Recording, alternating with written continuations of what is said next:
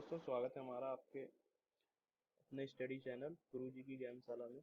दोस्तों, ये हम जो कुछ कर रहे हैं ये केवी एस 2017 का पेपर सॉल्व कर रहे हैं। तो आई थिंक इसमें आपको कोई समस्या नहीं होगी कि आखिर आज हम लोग क्या कर रहे हैं। अब क्वेश्चन आपके सामने है। पहला क्वेश्चन जो कि एज ग्रुप से रिलेटेड है, जो कि रिलेटेड है हमारा रिलेशन से कि कौन किसका क्या है। तो देखिए दोस्तों, ए एंड बी कजिन, तो मैंने बता दिया ए और बी कजिन है। अच्छा, ए और बी अगर कजिन है तो हमें ये नहीं पता कौन मेल है कौन फीमेल है, तो हमने बस ऐसे इसको कजिन मान लिया। और B C is B sister, तो देखिए यहाँ पे हमने सिस्टर लिख के सी लिख दिया। अब फिर आगे क्या बोलते हैं दोस्तों, आगे ये बोलते हैं कि जो डी है वो ए का फादर है। तो अब ज़्यादा दिक्कत ना करते हुए मैंने डी को ए का फादर बना दिया है। तो चूंकि डी ए का फादर है यानी डी एक जनरेशन ऊपर है, तो मैंने इसको इसलिए ऊपर बनाया है। तो यहाँ देखिए डी ए का फादर हो गया। और अब ये पूछा है कि how C related to D, तो अगर पूछता हूँ how D related to C, D का सी से क्या रिलेशन है, तो डी सी का क्या लगेगा, तो डी सी का लगेगा uncle. And how D is related, तो सी डी की लगेगी नीस यानी भतीजी। तो इसको आई थिंक समझने में कोई दिक्कत नहीं है। अब दूसरा क्वेश्चन आया है। दूसरा क्वेश्चन ये कहता है कि एक आपको दिया हुआ है अ, एक सीरीज दी हुई है, आपको पूछा है कि इसमें से ऑड कौन सा है। सबसे पहले ऐसी क्वेश्चन को करते समय सबसे अच्छा तरीका क्या है, आप ए बी सी डी को लिख लें और पांच पांच शब्दों को लिखें।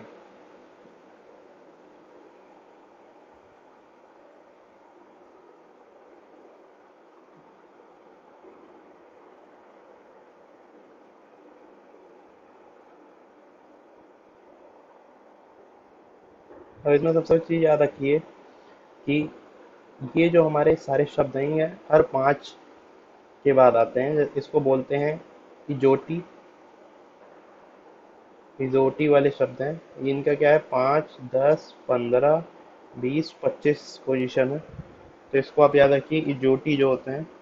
अब इसके बाद ये बोला है, पहला क्या है एक्स और जेड, तो हम आ जाते हैं। पहला है हमारा एक्स जेड यानी बीच में वाई आ रहा है।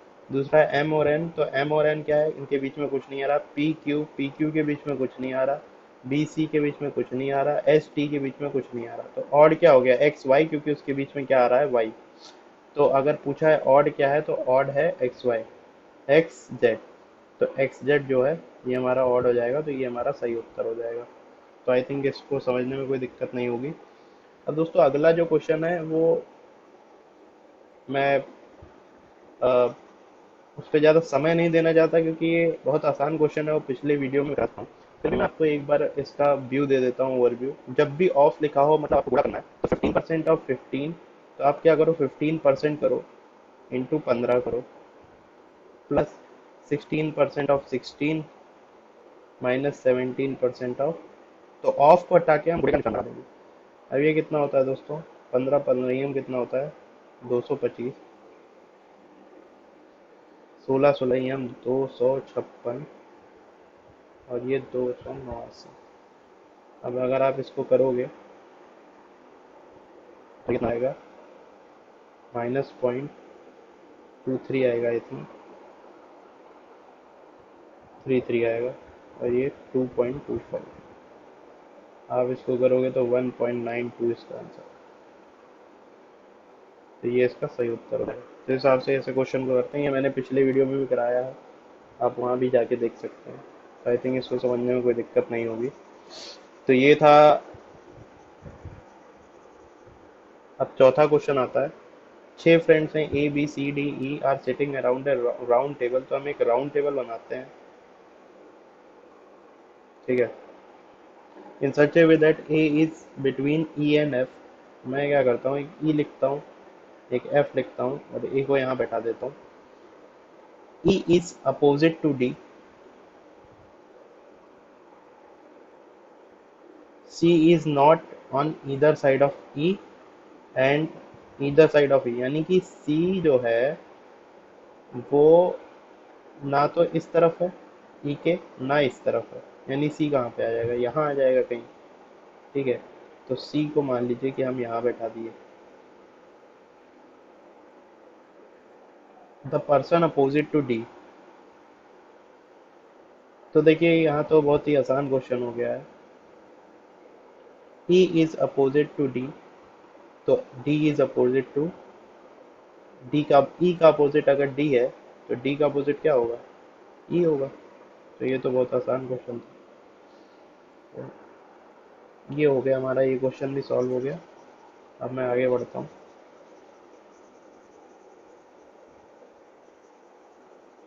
अब हमें क्या करना है, 1 से 100 तक सारे नंबर, ऑड नंबर लिखने हैं जो 3 से डिविजिबल हो। तो हम क्या लिखते हैं, 3, और इसको हम बढ़ते हुए क्रम में लिखेंगे क्योंकि हमें मीडियन निकालना है। मीडियन क्या होता है, जितने भी नंबर हैं उनको बढ़ते हुए क्रम में लिखिए और उसका बीच का एलिमेंट जो होता है। तो अब हम 9, देखिए 6 नहीं लिख सकते, 6 भी 3 से डिविजिबल है, बट 6 नहीं लिख सकते क्योंकि आपका जो, आपको ऑड नंबर लेना है। तो 3, 9, 27 और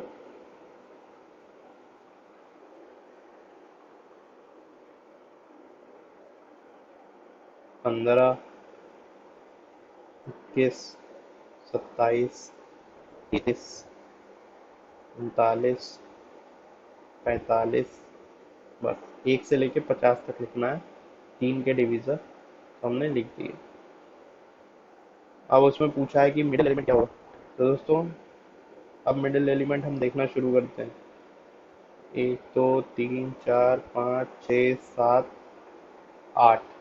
क्या हमारे पास 8 एलिमेंट है? जी हाँ। तो अगर अब हमें मिडिल एलिमेंट लेना है तो हम क्या कर सकते हैं, तो हम देखेंगे इक्वी डिस्टेंट एलिमेंट। तो इन दोनों में से कुछ हमारा एक मिडिल एलिमेंट होगा, या तो ये भी हो सकता है या ये भी हो सकता है। तो अब हम देखते हैं ऑप्शन में क्या दिया। तो ऑप्शन में 27 आंसर है, ऑप्शन में 21 आंसर नहीं है, तो इसलिए 27 हमारा सही उत्तर हो जाएगा। अब दोस्तों आता है one term in the number series is wrong, find out the term. तो इसको मैं अगर देखूं तो 1 आया, 5 आया, 5 आया, 9 आया, 7 आया, 11 आया, 11 आया, 15 आया, 12 आया।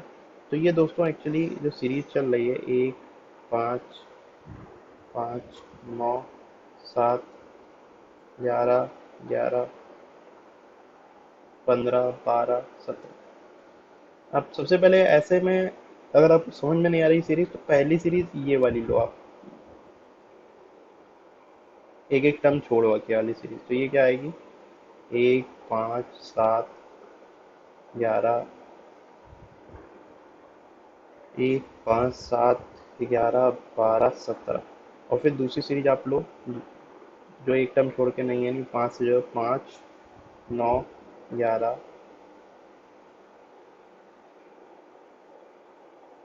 15, 17। ठीक है। अब हम ये देखते हैं कि इनमें से ऑड कौन सा है। देखिए जो नीचे की सीरीज है उसमें पहले +4 हो रहा है, फिर +2 हो रहा है, फिर +4 हो रहा है, फिर +2 हो रहा है। इस सीरीज में आप देखोगे तो +4 हुआ, +2 हुआ, +4 हुआ। अब +2 होना चाहिए था लेकिन +1 हुआ, तो यहीं पे गलत है, तो ये गलत हो जाएगा। तो ये इसका सही उत्तर हो जाएगा, रॉन्ग यही है।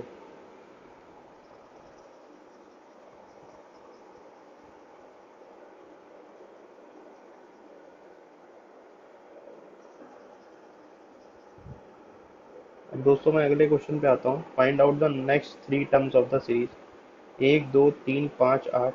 तो 1 आया, 2 आया, 3 आया, 5 आया, 8 आया, 13 आया, 21 आया। तो दोस्तों देखिए, पहले दूसरे टर्म को जोड़ के तीसरा टर्म, फिर इन दो टर्म को जोड़ के ये वाला टर्म, फिर इन दो जोड़ के ये वाला टर्म। अब इन दो को जोड़ के क्या बनेगा, 34। उसके बाद इन दोनों को जोड़ के क्या बनेगा, 55। और फिर आपको ऐसा ही कुछ उत्तर मिलता हुआ दिख जाएगा, ये इसका सही उत्तर हो जाएगा। आई थिंक इसको भी करने में कोई दिक्कत नहीं हुई। इसमें बस दोस्तों है, सीरीज वाले क्वेश्चन में आपको दिमाग लगाना है, क्या सही सीरीज बैठ रही है। अगले क्वेश्चन पे आते हैं। In the series of 3 9 15 what will be the 21 term. तो देखिए 3 है, 9 है, 15 है। दोस्तों इसका सर्वांतर देखिए एपी है जिसका सर्वांतर 6 है। तो अब इसका 21वां टर्म बताना है। तो देखिए nth टर्म क्या होता है एपी का, a plus n minus one into d. तो ए क्या है 3, एन माइनस वन मतलब 21 - 1, डी 6, 3 प्लस 120 123। आई थिंक कोई प्रॉब्लम नहीं हुई होगी। ये एपी का क्वेश्चन था। एपी यानी कि हमारी अर्थमेटिक प्रोग्रेशन।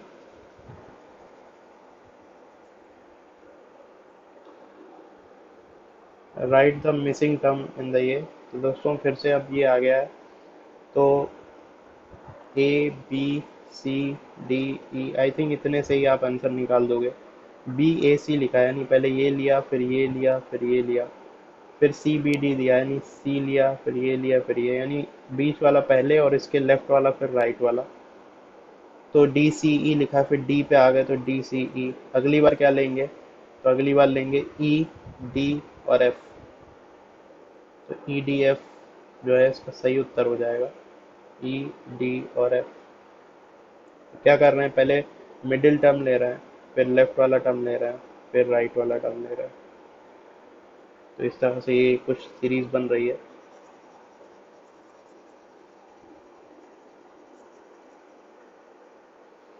अब अगले क्वेश्चन पे चलते हैं। Find out the missing. Missing term क्या है, 8 12 4 6।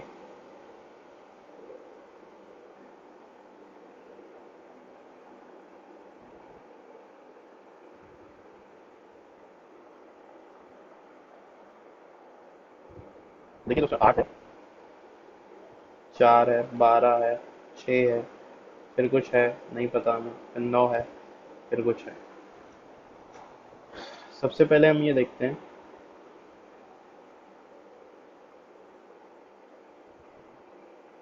8 और 4 मिलके क्या होगा 12। ठीक है, फिर 12 और 6 मिलके क्या होगा 18। 18 और 6 मिलके क्या होगा, ठीक है। अब दोस्तों पहला टर्म तो हमारा 18 होगा, वो ठीक है। लेकिन अब हम 18 के बाद क्या लाएंगे, तो 18 और 9 क्या होगा 27। तो ये हमारा सही उत्तर हो जाएगा। इन दो टर्म को जोड़ के अगला टर्म बन रहा है। लेकिन दोस्तों आपको एक और बात देखनी है, सिर्फ इन दो टर्म को जोड़ के नहीं बन रहा है। आपको एक बार सीरीज फिर से लिखनी पड़ेगी, 8 4 12 6, फिर कुछ ऐसा है, फिर 9, फिर कुछ ऐसा है। अब आपको पता करना है, आंसर निकालना है। ठीक है, 8 और 4 जुड़ा 12 हो गया। Very good.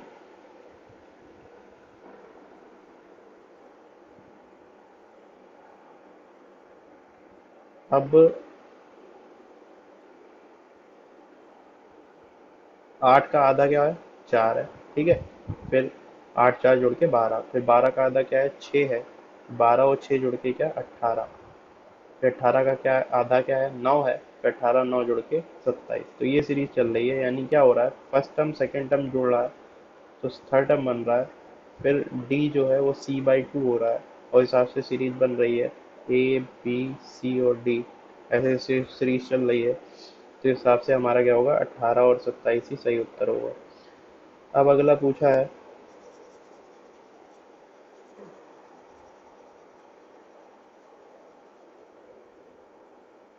Which number is different from the others in the group. तो एक नंबर दे दिया इन्होंने 27 64 100 125 216 343। वो पूछते हैं कि कौन सा नंबर डिफरेंट है। आपको दिख रहा होगा ये भी स्क्वायर है, ये भी स्क्वायर है, ये भी स्क्वायर है, ये भी किसी का स्क्वायर है, ये भी किसी का स्क्वायर है। ये एक्चुअली ये ये 700 343 जो है ये किसी का स्क्वायर है या नहीं है आपको ये पता करना पड़ेगा। तो कुल मिला के बात ये है कि पूछा गया है कि कौन सा नंबर डिफरेंट है। ठीक है दोस्तों, 216। अब 216 जो है ये क्या है, 16 का स्क्वायर है। ठीक है। और 343 मेरा क्या है, 7 का क्यूब है। और 125 5 का क्यूब है। 100 क्या है, 10 का स्क्वायर है। 8 क्या है, 64 क्या, 8 का स्क्वायर। तो एक्चुअली हो क्या रहा है, पहले 3 का क्यूब लिखा, फिर 8 का स्क्वायर लिख दिया, फिर सॉरी 4 का क्यूब है 64, फिर 10 का स्क्वायर लिख दिया, फिर 5 का क्यूब लिख दिया, फिर 6 का क्यूब लिख दिया, फिर 7 का क्यूब लिख दिया। तो दोस्तों यहाँ क्या आना चाहिए था, ये गलत हो गया, ये स्क्वायर है। तो 100 मेरा क्या है, बाकी सब क्यूब है बट 100 क्या है, तो 100 मेरा स्क्वायर है, तो ये गलत। तो रॉन्ग क्या होगा, डिफरेंट यानी क्या होगा, तो 100 होगा। तो आई थिंक आप समझ पा रहे होंगे। अब अगला क्वेश्चन कहता है कि पाइप ए एक टैंक को 20 मिनट में भर देता है और पाइप बी 16। तो दोस्तों जब भी ऐसा क्वेश्चन आए तो आप ऐसा मान लो 16 मिनट दिया है आपको और 20 मिनट दिया है, तो आप दोनों का एलसीएम मान लो। टैंक की कैपेसिटी, तो एलसीएम मान लो आपने मान लिया 320 यूनिट टैंक की कैपेसिटी है।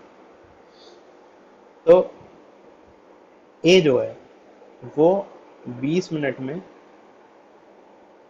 320 यूनिट को भर देता है, 320 यूनिट। ठीक है, 20 मिनट में, तो 1 मिनट में कितना भरेगा, 16 यूनिट। इसी तरह बी जो है वो कितने 16 मिनट में भर देता है, तो 1 मिनट में कितना भरेगा, 20 यूनिट। अब ये दोनों ए प्लस बी, ये 1 मिनट में कितना भरेंगे, तो 16 प्लस 20 यानी कि 36 यूनिट। और अगर ये दोनों मिलके 36 यूनिट में, 36 यूनिट 1 मिनट में भरते हैं, तो 320 यूनिट कितने मिनट में, तो 320/36। 4 8 32, 4 9 36, तो ये कितना आ जाएगा आपका, 8/9। करीब करीब कितना आएगा ये, टोटल मिनट कितने लगेंगे,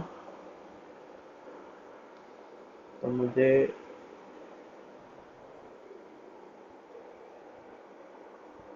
ठीक है,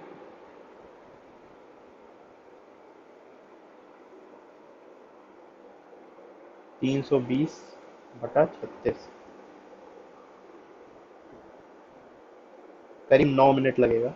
9 9 81, करीब 9 मिनट लगेगा। तो ये कितना आ जाएगा, 9 मिनट, ऑलमोस्ट 9 मिनट्स लगेंगे। तो ये इसका सही उत्तर होगा। इस तरह से हम पूरे पाइप टैंक की कैपेसिटी मानेंगे और एक एक पाइप को निकालेंगे कि वो 1 मिनट में कितना भरता है, और उसको कुल यूनिट से डिवाइड करके हमें पता चल जाएगा कि कितने समय में हो रहा है। अब आगे का क्वेश्चन देखते हैं। Ramesh can do a work in 10 days, his sister can do a work in same work in 12 days, they work together for 5 days। दोस्तों मान लो कि इन दोनों का एलसीएम यानी कि कितने दिन, 10 डेज और 12 डेज, तो इनका एलसीएम मान लो 120 यूनिट का काम है। तो अब मोटा मोटा आप 60 यूनिट भी ले सकते हो, लेकिन मोटा मोटा आंकड़ा ले लो, 120 यूनिट का काम है। तो रमेश जो है, अगेन जैसे मैंने ऊपर का क्वेश्चन किया, एक डे में कितने यूनिट का काम करेगा, 12 यूनिट। और इसकी सिस्टर कितने यूनिट का काम करेगी एक डे में, 10 यूनिट। अब दोनों 5 दिन, एक दिन में कितना काम करेंगे, रमेश प्लस सिस्टर एक दिन में कितना काम करेंगे, 22 यूनिट। तो 5 दिन में ये कितना काम करेंगे, 5 डेज में कितना काम करेंगे, 22 × 5, 110 यूनिट। तो अब 120 यूनिट काम था, 110 यूनिट हो गया, तो कितना काम बचा? 10 यूनिट काम बचा। और कितना था? 120 यूनिट। तो ये कितना हिस्सा का काम है? तो आई थिंक ये 1/12। तो 1/12 पार्ट काम बचेगा। क्या पूछा? How many days, how many work work, तो ये पार्ट इसका सही उत्तर हो जाएगा। तो इस हिसाब से हम ऐसे क्वेश्चन को कर सकते हैं।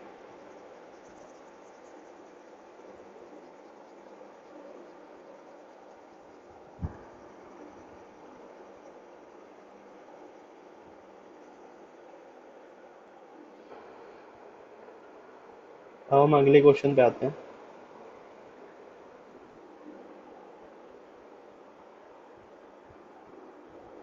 एन है, देखिए दोस्तों, इस सीरीज को देखिए, पी क्यू आर, ये एकदम लगे आर एस टी लगे हुए वर्ड है। इस तरह N O M N O P P आएगा यहाँ, तो क्या आएगा? पी सही उत्तर हो जाएगा। ठीक है। तो जो following does not belong to class of others, 11 21 51 81 91 111।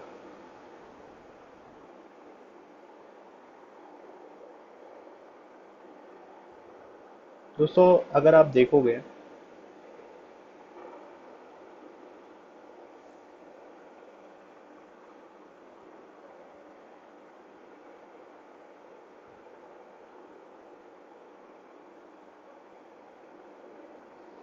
ये सब नॉन प्राइम नंबर है।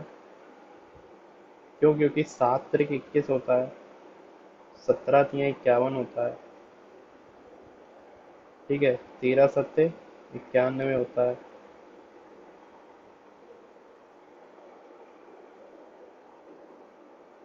13 × 7 = 91 होता है, 11 × 11 = 111 होता है, ठीक है, और 9 9 81 होता है। लेकिन जो 11 एलोन है, ये क्या है? प्राइम नंबर है। तो इसलिए ये इस रेस से बाहर हो जाएगा, तो यही ऑड होगा। तो अगर आपसे पूछा गया कि सही उत्तर क्या होगा, तो सही उत्तर होगा 11।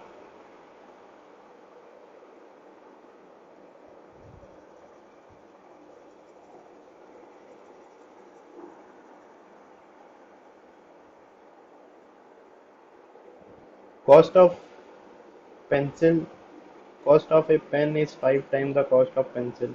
आई बॉट 8 पेन फॉर, दोस्तों सबसे पहले इस इक्वेशन को बना दीजिए। 8 पेन मतलब 8x,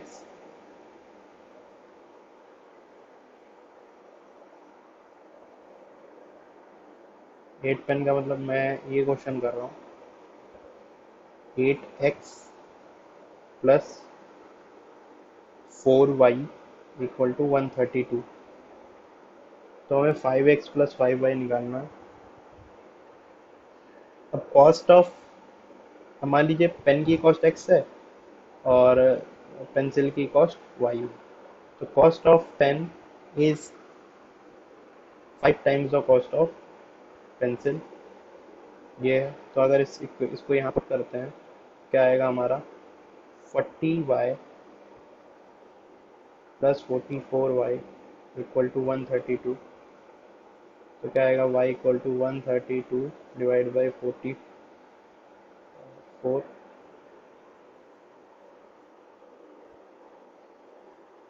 दोस्तों कितना आ जाएगा? ये 3 आ जाएगा मेरे हिसाब से।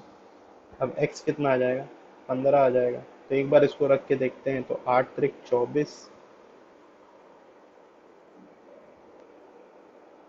8 × 5 ये 15 है ना, 15 × 8 = 120, और 4 × 3 = 12। तो हाँ, ये 132 बैठ रहा है, तो एकदम सही है। अब पूछा है 5x + y, क्या पूछा है? 5x + y। और क्योंकि 5 पेंसिल, 5 पेन और 5 पेंसिल पूछा है, तो ये कितना आएगा? 90। तो सही उत्तर क्या होगा? 18 × 5 = 90, क्योंकि x + y कितना होगा? 15 + 3 = 18। तो 18 × 5 90, इसका सही उत्तर हो जाएगा।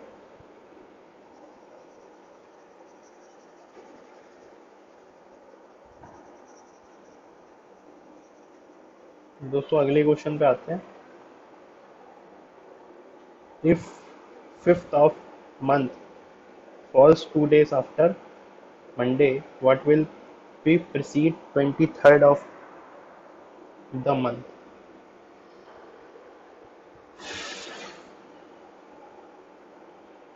तो अगर मान लीजिए कि जो महीना है, उसकी जो 5वीं तारीख है, 5th of ए मंथ,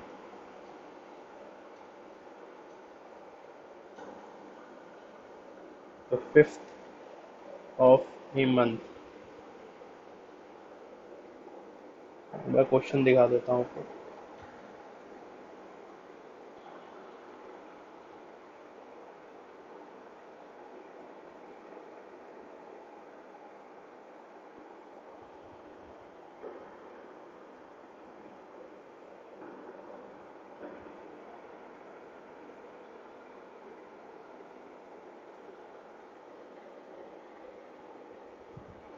तो महीने की 5वीं तारीख जो है मंडे के 2 दिन बाद आती है। तो मान लीजिए 2 दिन बाद मतलब मंडे के बाद ट्यूसडे फिर वेडनेसडे को आ जाती है 5वीं तारीख, यानी 5 तारीख को वेडनेसडे है। तो पूछा है 22 तारीख को क्या होगा, क्योंकि प्रोसीड मतलब 23 के एक दिन पहले। तो भैया 5 को वेडनेसडे है, 12 को वेडनेसडे, 19 को वेडनेसडे, 20 को थर्सडे, 21 को फ्राइडे, तो 22 को क्या आएगा, सैटरडे। तो अगर इसका सही उत्तर, वैसे यहाँ ऑप्शन नहीं दिया है लेकिन दिया था पेपर में, यहाँ मैंने प्रिंटिंग मिस्टेक है तो यहाँ सैटरडे आएगा। आई थिंक आप लोग इसको समझ पा रहे होंगे, हमें ज़्यादा दिमाग नहीं लगाना, हमें बस आसानी से क्वेश्चन को करना। आई थिंक समझ पा रहे होंगे। अगला क्वेश्चन क्या कहता है, 3 गुणा 4 बराबर 916। तो दोस्तों देखिए ये क्वेश्चन ऐसा है, 3 गुणा 4 = 916। तो देखिए इसमें क्या हो रहा है, 3 का स्क्वायर हो रहा है और 4 का स्क्वायर हो रहा है, फिर यहाँ लिख जा रहा है। इस तरह 4 गुणा 5 = 16 25। तो इस तरह पूछा 6 गुणा 5 क्या होगा, तो ये होगा 36। पहले 6 का स्क्वायर आएगा फिर 25 5 का स्क्वायर, तो 36 25 इसका सही उत्तर हो जाएगा।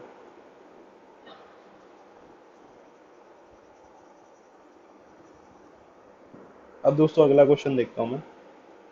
एक एग्जामिनेशन है, उसमें 20 students failed in mathematics and 15 failed in English and 10 failed in both who.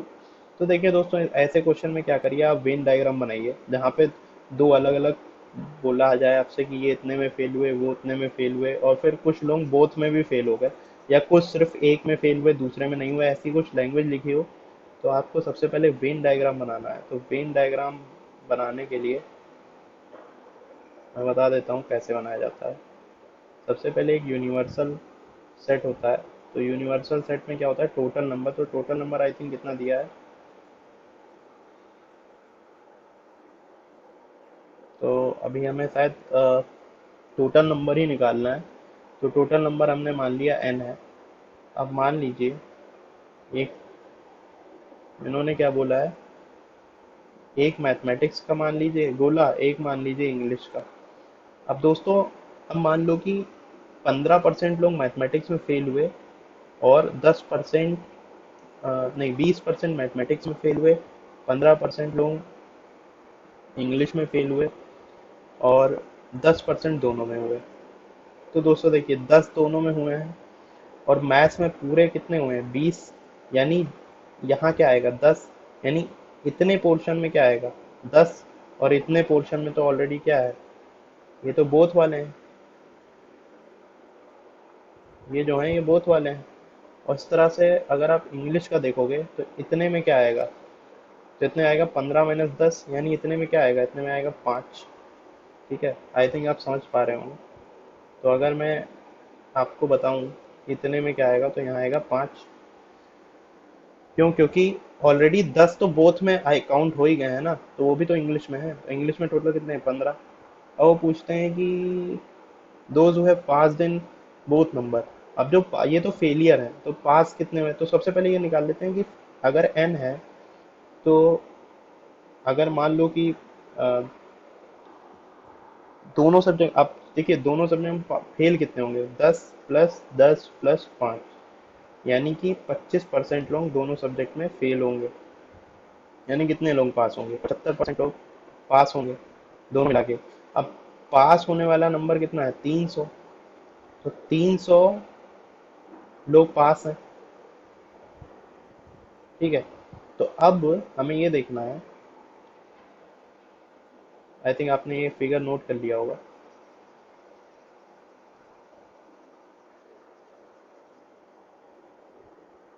तो 300 क्या है, n का 75% है। तो n इंटू 75/100, ये क्या है, 300 है। तो ये क्या हो जाएगा, 4।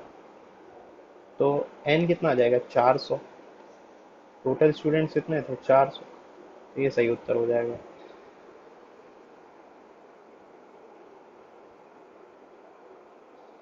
अब दोस्तों एक क्वेश्चन और आया है।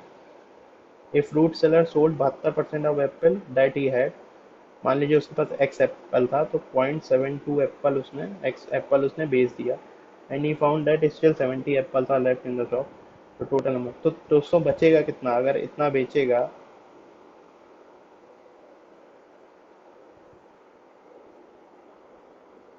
तो x माइनस 0.72x,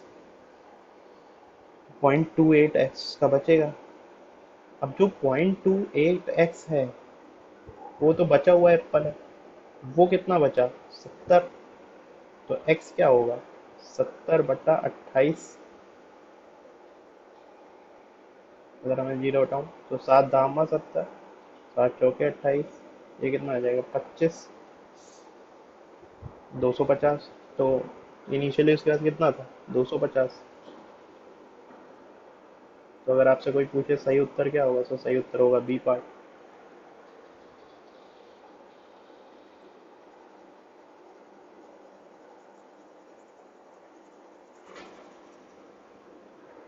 अगला क्वेश्चन देखते हैं। 6 लिखा है, 20 लिखा है, 7 लिखा है, 16 लिखा है, 13 लिखा है, 4 लिखा है। तो दोस्तों अगर इसको आप सम करोगे ऊपर वाले को, तो 6 + 20 + 7 तो इक्वल टू 33 आएगा। इसको सम करोगे तो 16 + 13 + 4 33 आएगा। तो इसको सम करोगे तो 11 + एक्स जो निकालना है +22, तो 33 ही आना चाहिए। तो एक्स की वैल्यू कितनी होगी? तो 0 होगी। तो इस हिसाब से ये पार्ट इसका सही उत्तर हो जाएगा।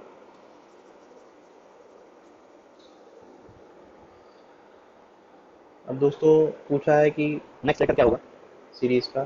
तो ए लिखा, सी लिखा, एफ लिखा, जे लिखा, पी लिखा। सबसे पहले हम देख लेते हैं ए बी सी डी ई, फिर F G H I J K L M N O P.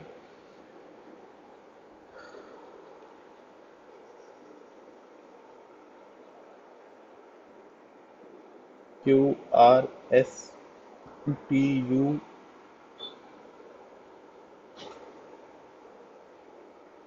We W X Y Z.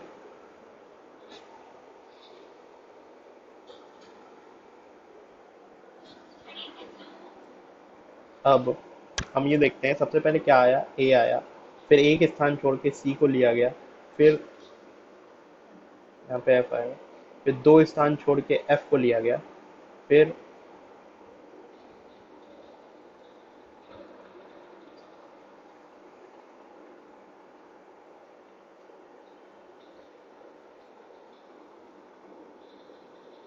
दो स्थान छोड़ के एफ को लिया गया, फिर तीन स्थान छोड़ के जे को लिया गया। ठीक है। फिर आपका अगर आप देखोगे तो ए जे के बाद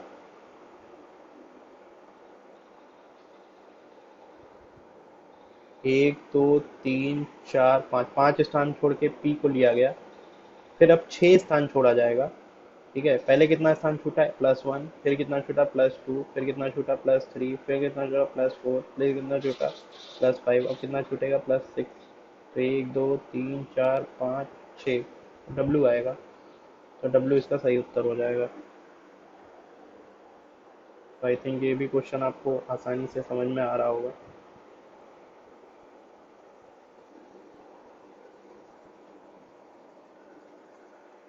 तो डब्लू इसका सही उत्तर हो जाएगा। तो इसका सही उत्तर क्या होगा? सही उत्तर डब्लू होगा।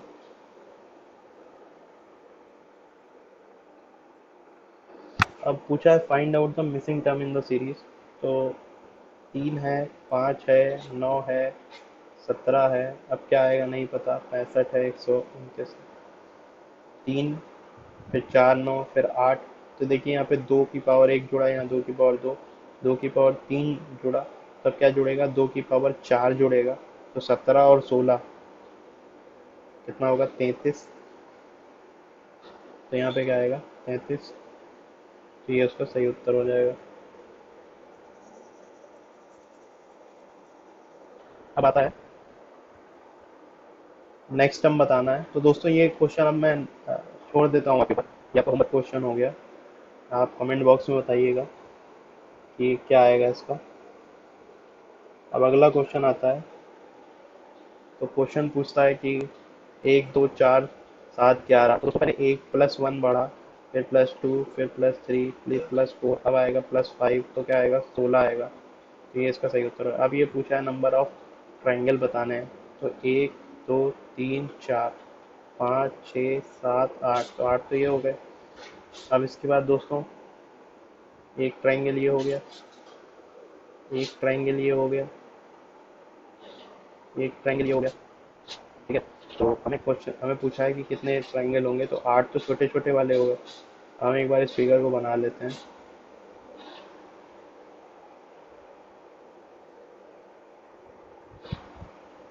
ठीक है। अब देखिए दोस्तों, सबसे पहले एक ट्राइंगल तो हमारा ये हो गया, फिर एक ट्राइंगल ये हो गया, फिर एक ये वाला ट्राइंगल हो गया। ठीक है। यानी कि एक ये हो गया, एक ये हो गया, एक ये हो गया, एक ये हो गया, तो 4 तो ये हो गए। और वो कितने थे, 8। तो 8 + 4। अब देखिए दोस्तों, ये भी तो ट्राइंगल है, ये छोटे वाले दो। तो 1 2 3 4 ट्राइंगल है, तो +4, तो कितने हो जाएंगे, 16 ट्राइंगल्स। तो सही उत्तर हो जाएगा।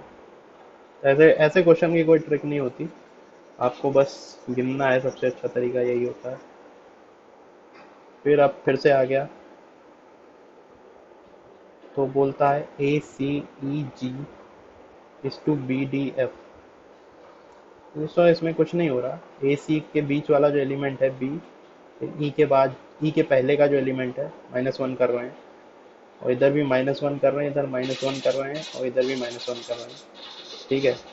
तो अगर LNPR है, तो इसका क्या आएगा, M -1 करने पे।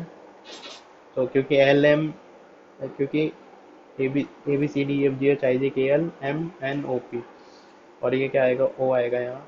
P के एक माइनस करोगे O आएगा, और QRST MOQ, तो ये इसका सही उत्तर हो जाएगा।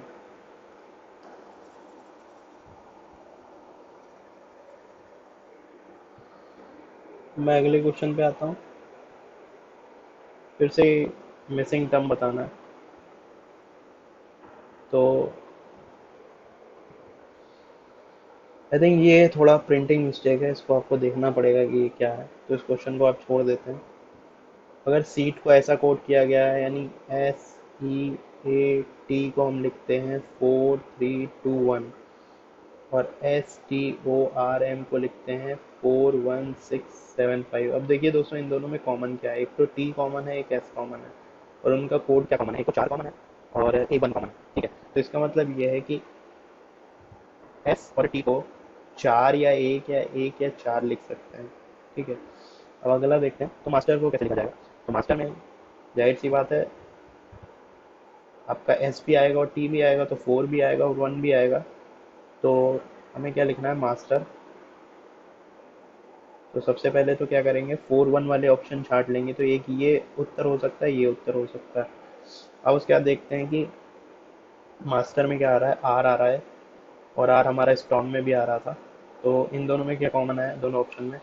तो अगर आप देखोगे, तो हमें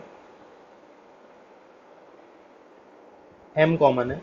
तो एम को हम देख सकते हैं कि कोई ऐसी चीज है जो दोनों में कॉमन मिल रही है हमको।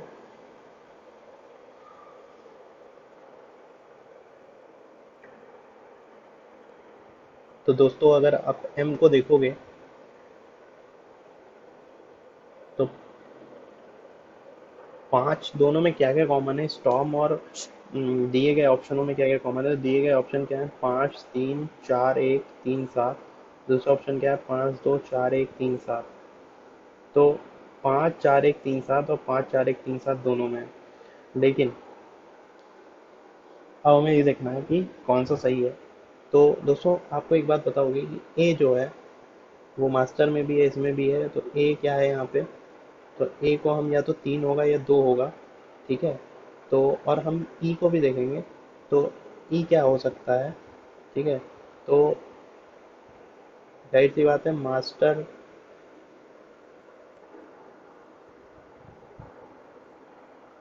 तो एम को तो 5 लिखा गया है। क्यों? क्योंकि स्टॉर्म में 5 4 1, 4 1 तो एस टी है, तो एक ही चीज़ कॉमन है। क्या कॉमन है? एम और आर कॉमन है। तो एम और आर, तो 7 और 5, ठीक है। तो 7 और 5 दोनों में कॉमन है, और देखिए यहाँ पे 7 और 5 है। तो यानी कि जिस हिसाब से एस टी आ गया, यानी कि आर और एम को हम 7 या 5 या 5 या 7 कुछ भी लिख सकते हैं, हम ऑर्डर नहीं डिसाइड कर सकते। अब बचा, अब क्या क्या हो गया हमारा, अब हो गया आर हो गया, ठीक है, ए हो गया। अच्छा, ए ई को हम क्या लिख सकते हैं, तो ए ई को हम 3 2 लिख सकते हैं, यानी ए और ई को हम क्या लिख सकते हैं, 3 2 या 2 3, हमें ऑर्डर नहीं पता, ठीक है। अब ए और ई हो गया, एस टी को तो हमने बता ही दिया। तो हमें क्या, 3 और 2 दोनों चाहिए, लेकिन पहले वाले में 3 और 3 है, लेकिन दूसरे वाले ऑप्शन में 3 और 2 दोनों है।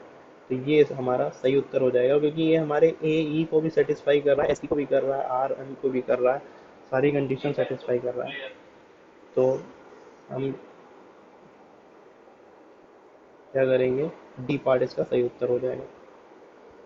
आई थिंक आपको समझ में आ रहा होगा।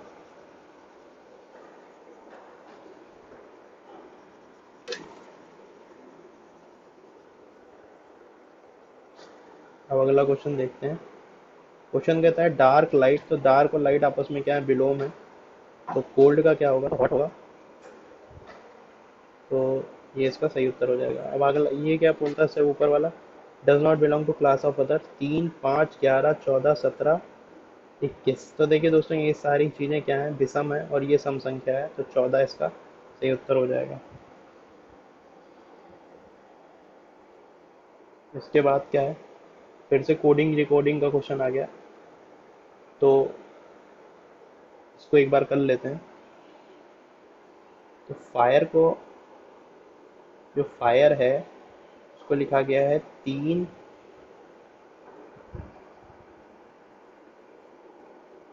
फायर है उसको लिखा गया है 3 5 4 2, और सोप को लिखा गया है 1 7 6 8। तो प्रिपेयर को क्या लिखा जाएगा? सबसे पहली बात यही है कि प्रिपेयर में क्या क्या कॉमन है। तो प्रिपेयर में आ रहा है आर और ई, जो कि पहले उससे आएगा, यानी 3 5 4 2, और फिर ए आ रहा है, ए पी आ रहा है, ठीक है। तो और फिर से आर और ई आ रहा है। तो अगर हम देखेंगे तो फायर में से, या तो देखिए 3 5 4 2 का जो कॉम्बिनेशन है, ठीक है, उनमें से या तो 3 5 या 4 2 या 3 2 या 5 4, कोई भी एक 2 बार रिपीट होगा, क्योंकि आर ही 2 बार आ रहा है। तो अगर हम ऑप्शंस देखते हैं, तो अगर हम रिपीटेबल चीज़ें देखते हैं, तो 42 और 42 इसमें आ रहा है, और बाकी किसी ऑप्शन में आपको रिपीटेबल चीज़ नहीं मिलेगी, तो यही इसका सही उत्तर हो जाएगा। इस तरह से आप इन क्वेश्चंस को कर सकते हैं।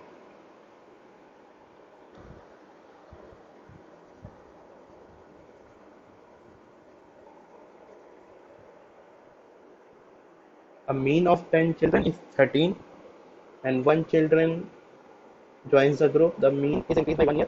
तो देखिए मीन क्या है, सबका सम, 10 चिल्ड्रन है तो सबका sum x1 + x2 + x3 plus dot dot dot, हम ये वाला क्वेश्चन कर रहे हैं, equal to divide by number of children 10, 130। तो सबका सम क्या हो जाएगा, x1 + x2 + dot dot dot x10, 130 हो जाएगा। मीन 13 था। इन द सेम वे, अगर एक और ज्वाइन करता है, तो बिल्कुल स्वागत है, x10 + x11।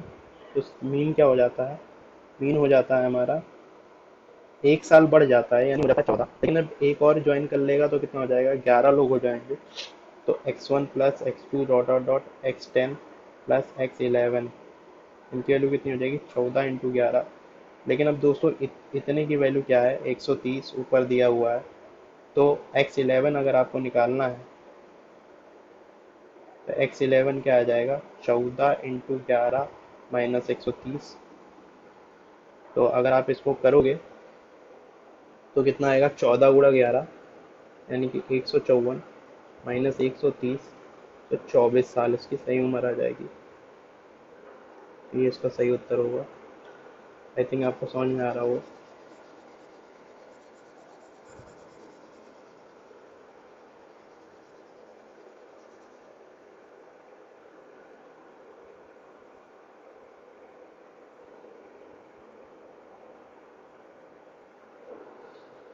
तो अगले क्वेश्चन पे चलते हैं, अब ज़्यादा क्वेश्चन बचे नहीं हैं। तो क्वेश्चन क्या कहता है, तो rank of child is 15 from the top, यहाँ से 15 नंबर पे, एंड 16 फ्रॉम द बॉटम, तो यहाँ से 16 नंबर पे। तो ऊपर से 15 और नीचे से 16। The number of children tested.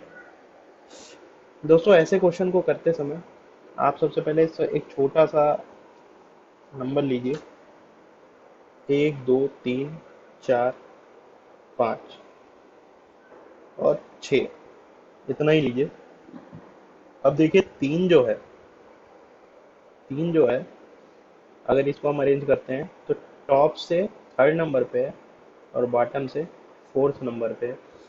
और ऐसे में टोटल नंबर ऑफ एलिमेंट्स आपको निकालने हैं, तो वो क्या होंगे, 3 + 4 - 1, जो कि 6 एलिमेंट्स हैं, या 6 एलिमेंट। इस तरह अगर कोई टॉप से 15 पे है और बॉटम से 16 पे है तो टोटल एलिमेंट इतने होंगे, तो कितने होंगे, 30 होंगे।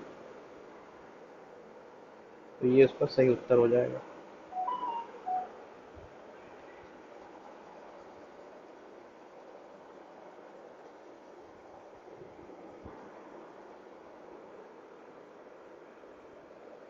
अब आगे बढ़ते हैं। among all numbers from 0 to 99 how many times the digit 3 appears।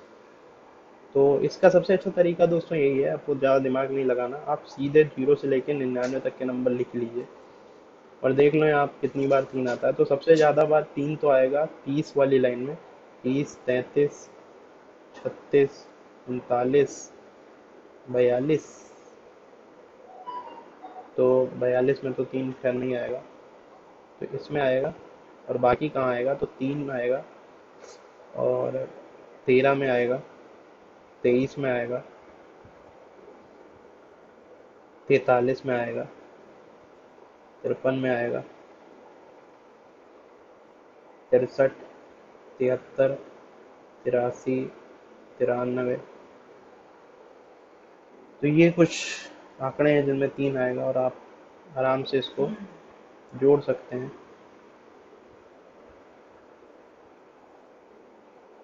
ठीक है, और कहाँ पे 3 आएगा आपको ये सोचना है। तो देखिए 32 में भी 3 आएगा, 34 में भी 3 आएगा, 36, 37 में भी 3 आएगा, 38 में भी आएगा, 39 में भी है, 39 तो हमने लिख लिया है, और 31 में भी आएगा। तो एक्चुअली 31, 32, 33, 30, 34, 35, 36, 37, 38, 39, 40। तो टोटल ये कितनी बार आ जाएगा, तो ये आ जाएगा 10 बार, तो इसमें आ जाएगा 1 2 3 4 5 6 7 8 9 10, 10 बार इसमें आ जाएगा। और इधर कितनी बार आएगा, 4 4 8 1 9, और 10 और 9 19 बार 3 आ जाएगा। तो ये इसका सही उत्तर होगा।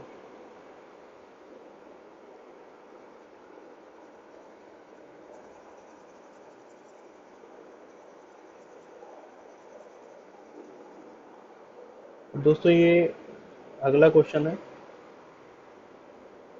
एक आदमी देखिए 14 किलोमीटर वेस्ट की तरफ गया अपने हाउस से। यहाँ है तो सबसे पहले क्या होता है, ऊपर क्या होता है, नॉर्थ होता है, नीचे क्या होता है, साउथ होता है, और इधर ईस्ट होता है, और इधर क्या होता है, वेस्ट होता है। तो अपने यहाँ से वेस्ट की तरफ कितना गया, 14 किलोमीटर। फिर अब देखिए यहाँ पे है वो, यानी वो सामने देख रहा है, तो अब वो राइट मुड़ता है, यानी कि इधर मुड़ेगा, ऐसी बात है। और फिर वो कितना चलता है, 14 किलोमीटर। तो ये 14, ये 14। फिर वो लेफ्ट लेता है, तो लेफ्ट लेगा, कितना चलता है, 10। फिर वो फिर से लेफ्ट लेता है, तो लेफ्ट लेके वो कितना चलता है, 14। अब वो अपनी घर से कितना दूर है दोस्तों, ये कितना है, 10 है, और ये 14, तो 24 किलोमीटर किधर की तरफ है। उसका घर कहाँ था, यहाँ। उसका घर कहाँ था, यहाँ था उसका होम। तो वो कितना है, 24 किलोमीटर किस तरफ है, वेस्ट की तरफ है। तो ये इसका सही उत्तर हो जाएगा। आई थिंक आपको समझ में आ गया होगा। अब नीचे आते हैं। सबसे पहले पूछा है इनमें से क्या है, तो 19, 13, 27, 37, 17। तो देखिए ये प्राइम नंबर, ये भी प्राइम नंबर, ये भी प्राइम नंबर, ये भी प्राइम, लेकिन ये प्राइम नंबर नहीं है। तो ये क्या है, ये नॉन प्राइम है। तो इस हिसाब से अलग कौन सा होगा, तो यही सही उत्तर हो जाएगा। और फिर से दोस्तों कोडिंग डिकोडिंग का क्वेश्चन आया है। डॉग को लिखा गया है, डॉग को लिखा गया है CENPFH, और वोल्फ को कुछ लिखा गया है। तो वोल्फ को क्या लिखा जाएगा, ये पूछा गया है। दोस्तों देखिए वोल्फ और डॉग में क्या कॉमन है, वो कॉमन है। तो वो कॉमन है, तो इनमें से जो भी चीज़ मैच कर जाएगी वो हमारा सही उत्तर हो जाएगा। तो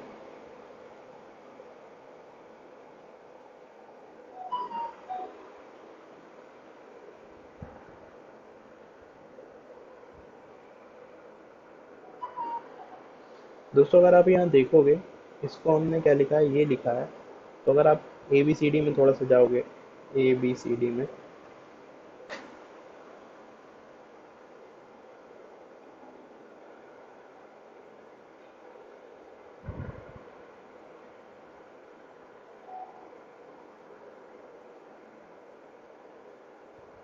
तो ये ABCD हो गई हमारी। अब सबसे पहले हम इसमें ये देख लेते हैं कि क्या ऐसा कुछ है जो हमारे डॉग और वुल्फ जिसमें ओ कॉमन है वो दोनों में मिल रहा है। तो दोनों में आ,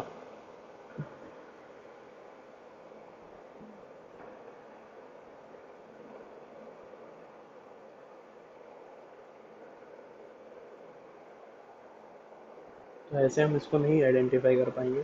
ठीक है, कोई बात नहीं। तो मैं आपको एक हिंट देता हूँ। डी को लिखा गया है CE, ओ को लिखा गया है NP, और G को लिखा गया है FH। अगर आप अंदाजा लगाओ तो डी को लिखा गया है C और E, यानी कि इसके लेफ्ट और राइट को। एन को लिखा गया है, सॉरी, ओ को लिखा गया है N और P, यानी इसका एक लेफ्ट और इसका एक राइट। इस तरह जी को लिखा गया है F और H, एक लेफ्ट और एक राइट।